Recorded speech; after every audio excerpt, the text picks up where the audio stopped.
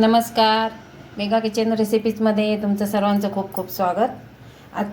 आज मुगाची रेसिपी बनवूया, जी पटकन होणारी आहे, कमी साहित्यामध्ये बनते. हे मी काल सकाळी भिजत टाकले होते, रात्रभर मस्त कॉटनच्या कपड्यामध्ये बांधून ठेवले आणि आता ते काढून थोडंसं पाण्यामध्ये ठेवले. तर आता हे पाण्यातून आपल्याला काढून घ्यायचे आहेत. हे पाण्यातून काढून घेताना काय करायचं, असं पाण्यात टाकायचे आणि असं हाताने करून असं वरच्यावर घ्यायचे, म्हणजे ह्याच्यामध्ये खडा येणार नाही किंवा जे मूग भिजलेले नसतात, अगदी खड्यासारखेच असतात, ते येणार नाही. म्हणजे आपली भाजी खाताना आपल्याला तो त्रास आपला वाचतो.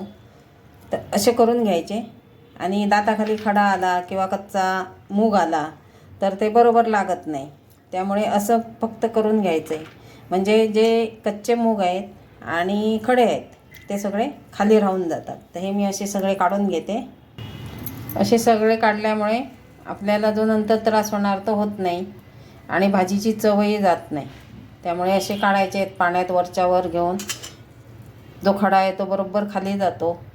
काय मी पाणी कमी केलं, शेवटचं काढत असताना पाणी थोडं कमी केलं, त्यामुळे तुम्हाला आता दिसतील बघा आणि आवाजही येईल. हे बघा, असे जे मूग आहेत जे भिजलेत नाही, हा बघा आवाज येतो, त्यामुळे ते खाली राहतात. मग तर हे आता आपल्याला टाकून द्यायचे, ते भिजलेच नाही आहेत. असे मी सगळे मूग काढून घेतले. आमच्याकडे असते आठवड्याला एकदा दोनदा मुगाचं, कधी कधी सॅलड असतं, कधी भाजी असते. खूप छान लागते आणि शरीरासाठी पण खूप चांगली आहे. आणि ज्यांना वेट लॉस करायचं आहे त्यांनी तर आठवड्यातून 4-5 दिवस खाल्ले तरी चालते, त्याचं काहीही साईड इफेक्ट्स नाही. तर आता आपण पुढची प्रोसेस बघूया. आता इथे मी 1 चमचा मोठं भरून तेल घातलेलं आहे. याला का तेल पण जास्त लागत नाही. थोडासा लसूण, त्यानंतर 1 मोठा कांदा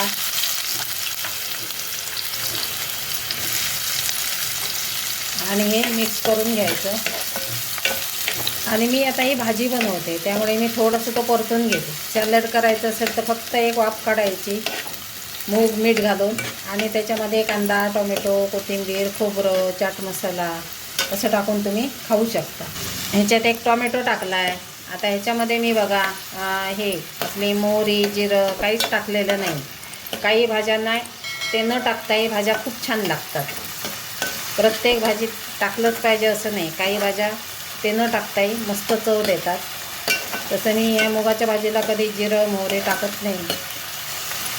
आता हे थोडासा मऊ झाला का आपण पुढचे मसाले टाकूया. मसालेसुद्धा मी अगदी कमी कमी घेतले, तुमच्या चवीनुसार तुम्ही घेऊ शकता. आणि ही भात आमटी बरोबर, वरण भात असेल तर, त्यानंतर चपाती, छान लागते भाजी मस्त वगैरे. आता मी इथे लाल मिरची पूड, हळद, थोडासा गरम मसाला आणि हा माझा घरचा मसाला माझ्या चवीनुसार घेतला आहे, तोही मिक्स करून घेऊया. आता ह्याच्यात मी मूग टाकते, मिक्स करून घेऊया आणि मीठ घालायचं आहे चवीनुसार आणि थोडंसं पाणी घालून झाकण ठेवून मस्त शिजवून घ्यायचे, थोडेसे अगदी मऊ होईपर्यंत. कारण आपण भाजी बनवतो, सॅलड बनवत असो तर अगदी 2-5 मिनटामध्ये एक वाफ आली का होऊन जातं. कच्चे पण खातात तसे बरेच जण.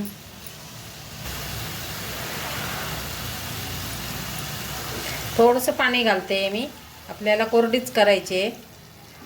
अर्धा ग्लास फक्त टाकलं म्हणजे एक कप साधारण. आता त्याला झाकण ठेवून शिजवून घेऊया. बघूया आता काढून झाकण.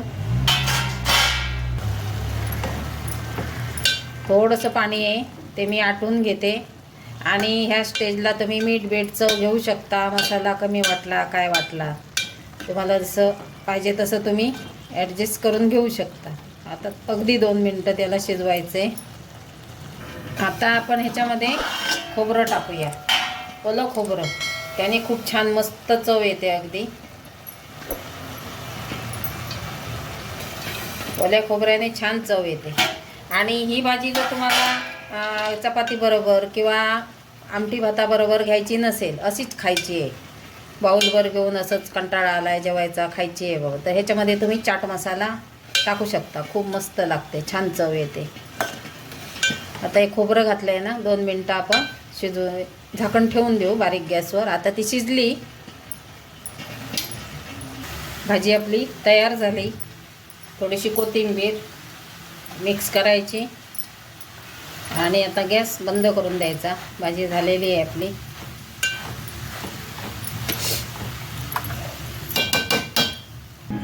बघा, झटपट आपली मुगाची भाजी तयार झाली.